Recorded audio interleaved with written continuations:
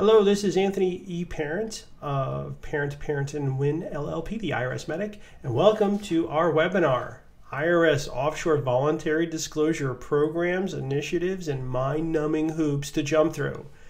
Simplified.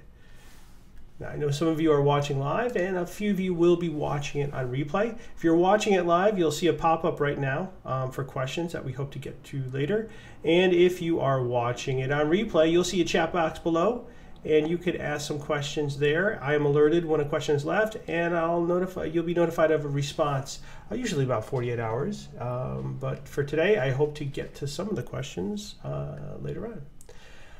And just to let you know, this webinar is not a substitute for legal advice about your particular case. I have to leave some details out of this, or I think this webinar would really last forever and ever and ever.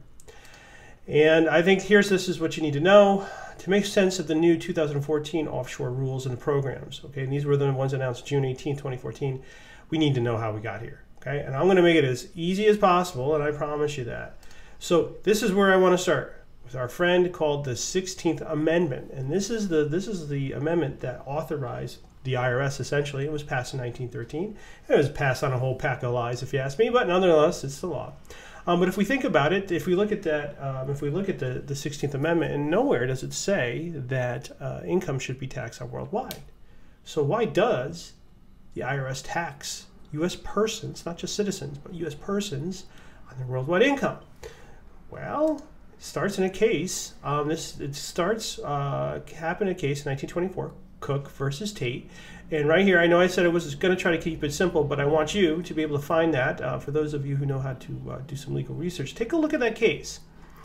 And you'll see that it is one of the world's worst written opinions of all time. A lot of passive voice using it. And the reasoning is incredibly difficult to follow. I think they're saying that because the U.S. military is around the world, I think that's what they're trying to say, that the taxing jurisdiction goes beyond borders, but it really taxes the persons. And why do they do this? And simply because they could. It's about expanding power, and the Supreme Court is no stranger to expanding federal power. So that's really the start of it. That's the building block of why we're in this mess today, is because of that case in 1924, which launched something called universal tax jurisdictions. However, for many years, it didn't really matter, right? Because you could hide money overseas. No one would ever know. Very, very easy to hide income. And also, if you wanted to go through the trouble of making your international tax planning avoidance a little bit more legal, it was easy. You had loopholes you could drive a truck through to basically make it so you didn't have to pay income taxes on your worldwide income. However, in 1962, a law was changed, and it's made it a little bit more difficult. That was somewhat simultaneous with the Kennedy tax cuts. I imagine that the feeling was, hey, if we're going to lower these tax rates, we're going to want to increase our tax base. So they made it difficult to use legitimate offshore tax shelters. You still can, it's just not nearly as fun and easy. You don't really have that magic wand to wave that you used to. And sort of even by default, you could have an offshore tax shelter. So that was one of the things that happened. And then another thing that happened in 1970, the Bank Secrecy Act was passed. And at this point, there was a lot of concern about terrorists and drug traffickers using, at this point, we're starting to see electronic transfers of money and using financial institutions to facilitate their criminal enterprise. And the other thing, too, it was really difficult to prosecute these kind of people. A terrorist and drug trafficker, I mean, who wants to be the lead attorney on that, right? Do you want do you want the person who you're going after to know your name?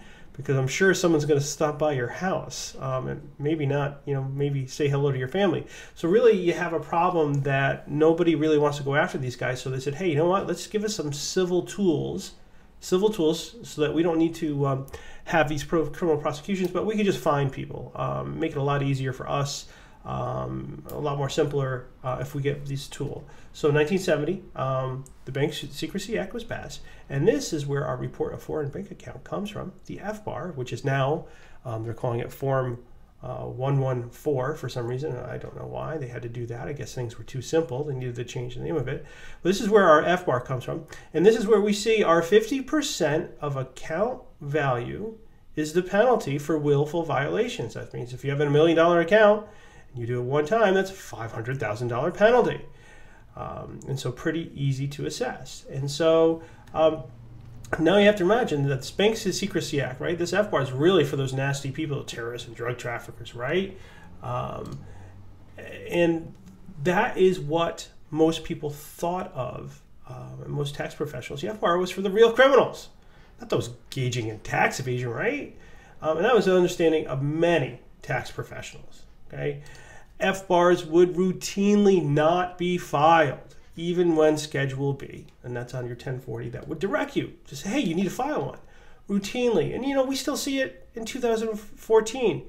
We actually see returns where people will put foreign income, interest income, you know, for in the thousands of dollars. So it's clear that there's an FBAR obligation because the account value is over $10,000, and still nobody thinks of it. And so it's just, I just want you to think of it that just because the CPA didn't file an FBAR for you before doesn't mean they're incompetent or anything like that. It just was the custom. No, the FBAR was really is only for criminals. It's not for people. It's just, you know, it's just like a speed limit. You know, everybody knows the speed limit's to 65. Can you go 70? Yeah, you probably can. You're going to be fine. So that's sort of what the custom was. Everybody knew the form was there. Most people knew, but they didn't think it applied. It was just, you know, a fine to catch people doing really mean and nasty things. So then what happened? We had 9/11 happen, and so now there's a new focus on international terrorism financing. And I wasn't there for a lot of this, but I think I can assume what happened. Somebody says, hey, yeah, we should really have a law in the books to catch these terrorists so that they can't do the financing. And someone says, yeah, we do have a law. It's been passed in 1970. It's called the FBAR, 50%. What more could you ask for? And now I imagine that somebody also said, hey, you know what? We could use this for tax compliance. You know, I imagine some sort of tax geek in a corner someplace saying, hey, we could use the FBAR to get these people who haven't been reporting their worldwide income and, you know, getting dismissed. No, we're not going to use it for that. It's not for that. It's for real criminals. Well, then I think things changed, and this is what changed. Someone was caught smuggling diamonds inside toothpaste tubes at JFK. He was coming in from Switzerland. So what was going on there? Well, what happened is it led to an investigation of UBS, which uncovered a criminal conspiracy where UBS bankers were intentionally assisting U.S. persons to hide and evade taxes. So this is great for the IRS, right? But they have two problems. There's about 45,000 UBS bank holders, okay? And just to give you an idea, there's something like 2,000 indictments for tax crimes per year. So there's no way the IRS could prosecute all these people. And then there's another problem. There's a Swiss bankruptcy law, a bank secrecy law that was still in existence at the time. Yet the IRS had some leverage. Well, they know they have this 50% FBAR penalty that's based on account value, right? And they know they can assess it 6 times because that's the statute of limitations. So if someone had $1 million account for the last 6 years, you could hit them with a $3 million penalty, right? More than what their net worth was. So that's some leverage, and that's pretty good. So they said, okay, well, this is what we're going to do. Well, before that, let me just get back to this, that, you know, the IRS always had a voluntary disclosure program, and usually it was for domestic income, but, you know, you could use it for international. And it was really a situation where somebody was doing things off the books and was evading taxes, and they just couldn't sleep at night. They said, this is ridiculous. I just got to come clean. I can't live like this anymore. I'm tired of this. I can't deal with the stress. And so the IRS always had a voluntary disclosure program, and it is authorized by Congress, that it's part of it, that they want people to come clean for future compliance. And this is what it basically has always been. You alert the IRS to the activity, okay? Someone in the criminal investigation department to say, hey, I'm not under investigation. It's okay if I come clean. They'll say, yes, come clean. So what you want to do is amend or prepare for the first time your last 6 years of returns, pay all of that, pay interest, and then you're going to have some penalties based on your unreported tax amount, okay? So at no point is there a penalty under the old voluntary disclosure program. There's no penalty based on account value. Well, that's where this changed in 2009 because somebody was thinking, no, that's too easy. We got this FBAR penalty, right? We have this FBAR penalty that can destroy people's leverage. So yeah, we'll do the last 6 years in those penalties and interest. But you know what else we'll do? Let's put on a 20% FBAR penalty, or in lieu of FBAR penalty, on the highest account value in the last 6 years. And that way we can get some money and we'll get great press release about how much money we did and what a great program they had, right? Because they could have just used the standard program. They could have used that, but there was none of this penalty based on account value. So this is the first time we ever see this in a voluntary disclosure program. So the IRS is just paying. Do you want to risk? Do you want to risk us finding you? Hey, yeah, you know what? You might just, not only might you get a 50% FBAR penalty many times, we also might seek an indictment for tax evasion. So do you want to do that, or do you want to come clean? And so, for some people, here was the deal. It was the 2009 OVDI. Last 6 years of amended returns or prepared returns. And then you're going to pay a 20% value on the highest account value. You know, now, for some people, it was a really good deal.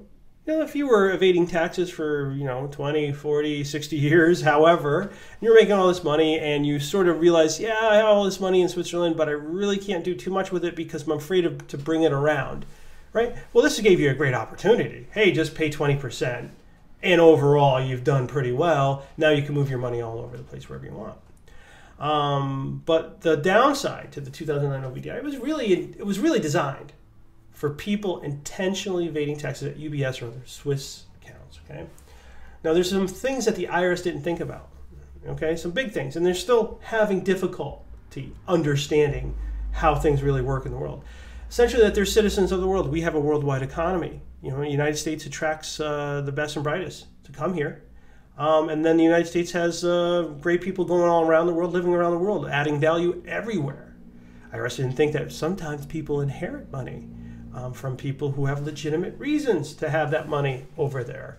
And they don't really think that 90% of people that we encounter really weren't trying to avoid that universal tax jurisdiction of the IRS. Remember that universal tax jurisdiction? Where's it come from? It comes from a Supreme Court case that no one could really understand, that U.S. versus Tate. So that's really what they didn't think about. And they were clueless about other things. So they knew they needed a new program because there was an expiration date on the 2009. So they announced a 2011 OVDI. Okay, now this one had an expiration date, and I think it was August 30th. And I know we had a hurricane up here, so it was postponed. The deadline was postponed a little bit. And yeah, we're based in Connecticut. We do handle cases from around the world, though.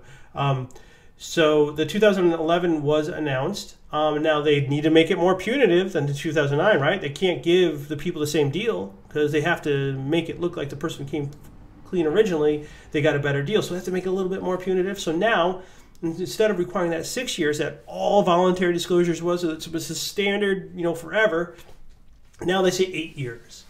We want 8 years of your 1040s because we want to get more taxes. And now we want your 8 years FBARs because we want to see where your high balance is. Now it's more punitive, right? We went from a 20% in lieu of FBAR penalty, and I put FBAR penalty there. It's really not an FBAR penalty. It's a substitute for an FBAR penalty.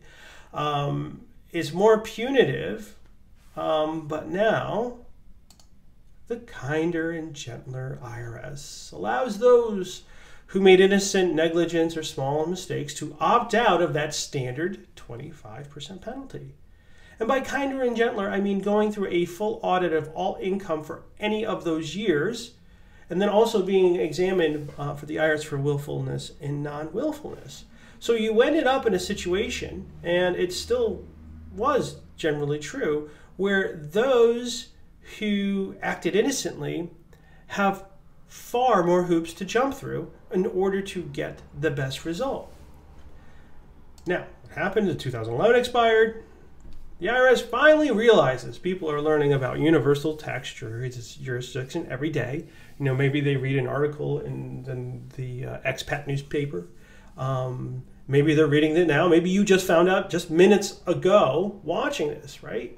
So they said, okay, well, the 2012 We're going to just announce that, and there's really not going to be an expiration date. It's going to be subject to change. We're going to make it even more punitive, right? We're going to add that. We're going to make that in lieu of FBAR penalty 27.5%. And then we're going to add a few things in here to try to address people with smaller account values, so a 12.5% penalty. And then for some people with limited access to their funds, a 5% penalty. But then for those people who are innocent, it's still too high. We're still looking at a 5%, even if you qualified for a 5% penalty, which most people didn't, there'd be reasons, you'd still be looking at these penalties based on account value that are way too high. And these are people's retirements, and this is the money they have, and it's way too high. So what we ended up doing was we had a lot of people who said, oh, I can't live with the risk of the IRS catching me. I can't live with the risk of getting hit with one 50% penalty. So I need to go on the program, but then they would choose to opt out. And so that's what we have done, and we have talked to and helped out thousands of people around the globe. Now here's the thing, and then the IRS also, before I get to my next part, I need to insert this. I also realize that most experts are not thinking about the IRS and creates a streamlined program for them, and that was in September of 2012, I believe, is that when that came out. But when you look at it, it is so limited and it's so sort of difficult to understand, and it creates this whole sort of risk structure and amount that very, very few people can take advantage of it. And then those who can are so leery about how the IRS has stated things that they don't want to. So now this is the problem, okay? We are submitting offshore voluntary disclosure programs, and we have two people taking a 12.5% penalty. Some are taking a 27.5%. Most people are saying, we're opting out. We can't afford to pay that. And they're more than fine paying us the larger fee to opt out because there's a lot more work involved. And so now we have dropped all of these opt-out requests on the IRS. And I'll tell you, the accounting work for foreign accounts, it's totally unlike doing something domestically. That it requires an incredible team with very specialized knowledge to do, both for us and the IRS. Well, the IRS is simply overwhelmed. They cannot move these cases along. And we're still submitting cases, and more people are coming forward. You know why more people are coming forward? They're getting letters from their banks, from their foreign banks, because of the foreign account for FATCA, because now these banks have an affirmative duty to make sure that they don't have any U.S. persons, and so they're investigating and seeing if there's any addresses, any U.S. addresses, U.S. phone numbers, U.S. passports, to see if anything like that is attached to an account. So then in Switzerland this year, we've seen a ton of these people who learned. I mean, they're learning from this letter from a bank. Wait a second. I got to do this? No, I thought this was for people who are doing criminal things. I'm not doing a criminal thing. I just have a foreign bank account. So many people are absolutely surprised. And even if their bank told them in 2011, hey, we're going to just close your account and we're going to move the money here, and the bankers didn't tell them why, the bankers didn't say, hey, yeah, the reason why we're doing this is because we have to do this because we're going to get criminal fines, and they're not telling the U.S. account holder, because they don't want to tell the U.S. account holder, hey, we're going to further our criminal conspiracy by moving the money here. They're just assuming the U.S. bank holder wants to engage in a criminal venture, which isn't the truth. They just don't know. They have no idea what's going on, but the bankers are thinking that their clients are trying to break the law.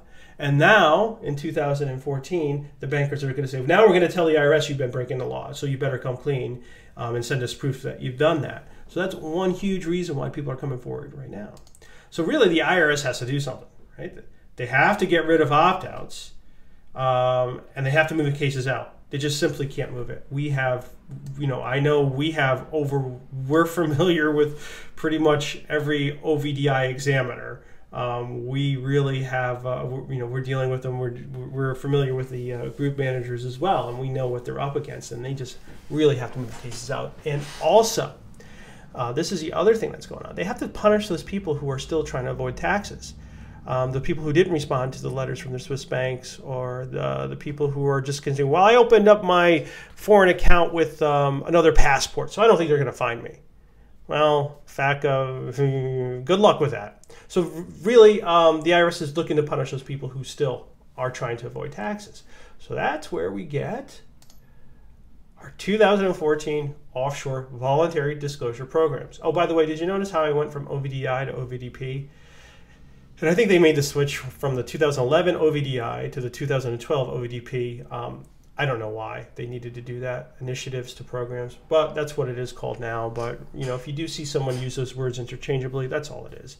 So what do we have? We have 4 offshore voluntary disclosure programs. Versus that standard OVDP, we have now a new streamlined domestic, totally new streamlined domestic program. Now we have a more liberalized streamlined offshore, and then they codified the FBAR only. So I'm going to talk about each one in detail right now. So let's start with some of the better ones for people. Let's just say that you don't have any unreported income from your foreign accounts, or you reported your income, but no FBAR. Let's just change that. That's bothering me.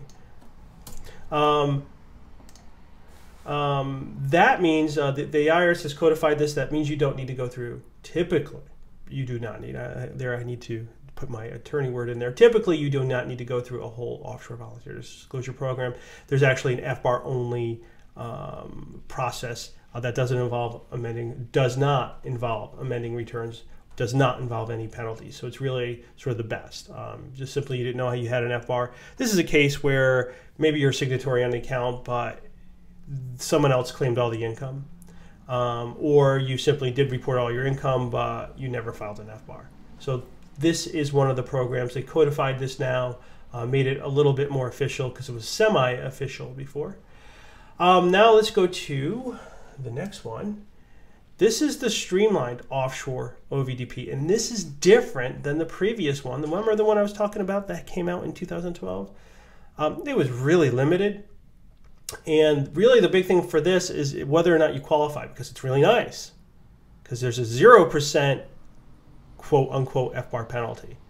So for this, you just need to file last 6 years of FBARs and 3 years of amended or original returns and pay those taxes.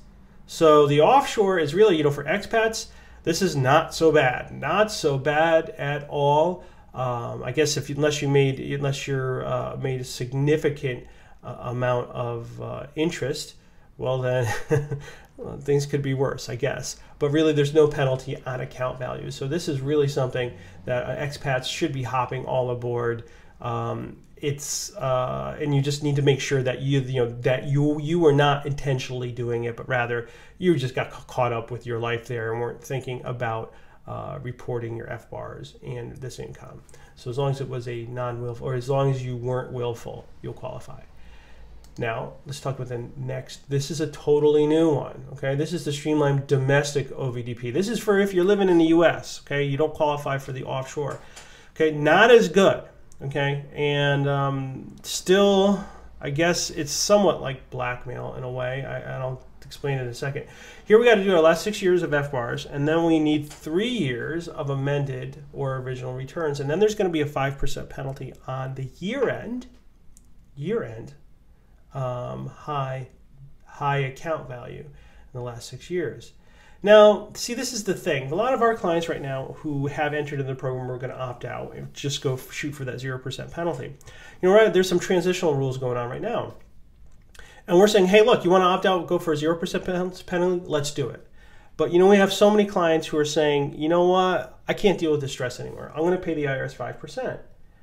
Just to put the case away. And it's something like if somebody has an account value of $500,000, they can continue the opt-out or in that long process, or they could just pay a $25,000 penalty, be done with it. And so a lot of them, hey, I get it.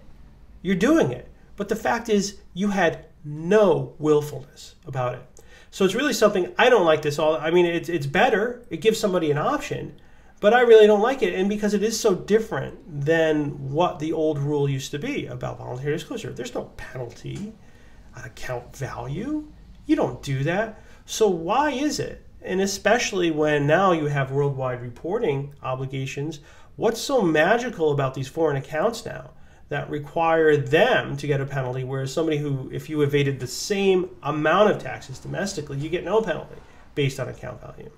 So it is better, but it's still, it rubs me the wrong way, and I know it rubs a lot of our clients the wrong way, but it's just sort of the easiest way out of a situation. Now let's talk about the standard. The standard's still out there, the standard OVDP, okay, and it's very much like the 2012. Okay, you do your last year 8 years of returns, 8 FBARs, 27.5% penalty on a high balance. But if the IRS gets your name after August 4th and you are on the list of banks, your standard penalty now goes up to 50%. That is essentially one willful FBAR penalty. So it's something where you need to, if you are engaging, if you are somebody who is willful, and remember the streamlined programs are for people who were not, innocent mistakes, maybe negligent mistakes, and that's really something for your attorney to decide whether or not what you qualify for. You do need to get a legal opinion on that. You absolutely do. But the standard is for people who have been engaging in evasion, or the way it looks like. It looks like it might be way too difficult, way too risky just to put a streamlined in. And it's something where there's high account balances. Okay, and also, with the streamlined, there's no protection from criminal prosecution. And what I've told so many people is that your real threat wasn't from criminal prosecution. Your real threat is from significant FBAR penalties. So where we have found ourselves is that some people should still use the standard OVDP. And if you need to, you can go into it, try to go in by August 4th. I know people are watching this is going to be August, on replay, you're going to watch this after August 4th. The standard penalty will be 50% for some, 27.5 for others. But here's the thing, you can still opt out. So suppose you are somebody who is on the list of banks and would normally be subject to that standard 50% penalty. You can still opt out, and you might be able to get a zero penalty or maybe a $10,000 per year non-willful penalty. Okay, so that's something that you must understand. Even the standard, you can still get zero. The process is a little bit more in depth, but you also get more protection from criminal prosecution. And for some types of cases, okay, especially if there's someone else involved that may make it look like something, that might be your best bet. And this is really something where you really need to get a legal opinion on which one is right for you. So let me just recap what we have so far. Okay, so let's talk about our 2014 OVDPs. We have our standard, right? Our standard OVDP, which is a rather complicated thing. We know there's a 27.5 or 50% standard penalty, and that we may opt out of that. We have our streamlined domestic OVDP that has a 5% penalty, and we know we need to be, it's only for people who were non-willful. We have our streamlined offshore OVDP, which is a great deal for expats as long as they weren't engaging in anything intentional. Then we have our FBAR only. So I think I've made this really simple. All right. So let's see if I can take some questions now. Okay, so someone's asked me, why would anyone offshore ever use the standard OVDP and not the streamlined? Okay, let me give you an example. Suppose that you really didn't know about your worldwide reporting income, but let's suppose you have account value of, say, $10 million, and you went to a bank that's known to help Americans evade taxes. And let's say that you have made significant amount of money, it's really some big gains in the last, say, 6 years. Okay. Now, here's the reason why you would want to use the standard one, because if you went with the streamlined, okay, you're just doing your last 3 years of taxes that you're going to pay. You're going to miss out on the 6-year statute of limitations, because the IRS has 6 years of when you file returns to charge you for tax evasion, right? So just imagine if somebody, so let's just imagine that somebody has, they made $1 million in 2008, $1 million in 2009, $1 million in the last 6 years, but they only pay taxes on the last 3 years. Well, in that case, you're really, and I think your tax attorney will say you're really at risk for being charged, indicted for tax evasion because you got out of those 3 years. The streamline's not for you. The streamline's not for you. You're evading taxes. That's why you should not use the streamlined. If you have significant income in the last 6 years, do not use it. That's really dangerous. And so that means, but does that mean you're going to be subject to a 27.5% penalty or 50%? Well, only if you take it. You can still opt out. So it's really more of a chance to get ahead of it, get ahead of the IRS, so that they know that you can. Now you're the one who's able to write the narrative. Hey, look, I'm the guy coming clean. I'm trying to tell you. Yeah, I guess I could have used a streamline, but now I just don't think it's a good idea because I had this significant income that I'm willing to pay. And I don't mean 6 years. We have to do 8 years, but I'm talking 6-year statute of limitations for criminal purposes. But 8 years if you want to be in compliance with the standard program. So I hope that answers it. That if you have significant income, and by significant, again, that's going to be a question for your attorney. If you have significant income that you will avoid taxes on by going with the streamlined, I would not recommend that at all. And then I guess now my follow-up question is, well, what if I did this, the streamlined, and then did the soft disclosure on the other years? Oh, I'm just not going to get into that. Because now you're just opening up a can of worms that will never end. So I'm going to have to end the question there. Okay, next question. Can I hire you? Yes, well, yes and no. You can hire my firm. But just for a lot of people who, a lot of people call it, and I know they want to talk to me. I manage a firm. Everything here, remember when I said at the beginning of this, I can go on forever about the OVDP. For every little part of the OVDP, we have specialists on this. And so that there's just no way I could see handling a case from start to finish, no matter how talented I was. And I think I am talented, but it really does require a team to get this all done. So yes, you're more than welcome to hire us. Before you do, make sure we're the right place for you. But just be aware that while I do manage it, and we may talk after you hire us, day to day, you'll be dealing with someone hand selected from my team. And next question. Okay, I got time for one more. Okay. Oh, so what are opt-outs like? Okay, so people want to know, well, what's the opt-out? How have opt-outs gone? I'm going to say very well. Very well, even when we don't have all the facts on our side. Where somebody maybe they filed an FBAR for one account, but they didn't file an FBAR for another. Maybe they somewhat knew, but weren't quite sure. Maybe they were just hoping. I would say our opt-outs have gone very well. They just are very time-consuming. Something you might want to watch out for is making sure if they're also going to look at your domestic income. So for some people, it might be just more cost-effective to take a standard penalty than to opt out. And again, most people we're dealing with haven't had the intentional tax evasion.